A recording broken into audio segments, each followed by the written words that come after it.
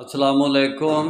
اصل میں بات یہ ہے کہ جب کوئی قوم تقسیم ہو جاتی ہے، جیسے ہم مسلمین ایک قوم ہیں، تو پھر وہ ویلی رن پرونے جوگی، یعنی کہ اس کو اگلے ڈیفرنٹ دوسری نیشن ایشو دیتی ہیں، بنا کے پروڈیوس کر کے ایسے ایشوز دیتی ہیں کہ جن کی بنیاد پر وہ اپنی پولیٹکس کرتی ہیں اور یہ سمجھتے ہیں کہ ہم اپنی پولیٹکس کر رہے ہیں اور اسلام کی پولیٹکس ہے یہ۔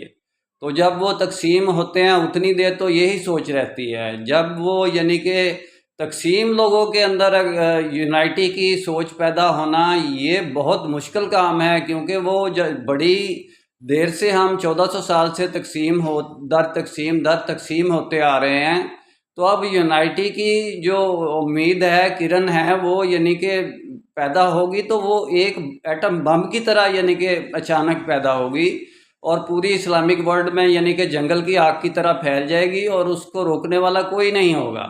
انشاءاللہ یہی ہوگا، کیونکہ یہ فرقہ پرستی کی موت آپ کو سامنے نظر آ رہی ہے۔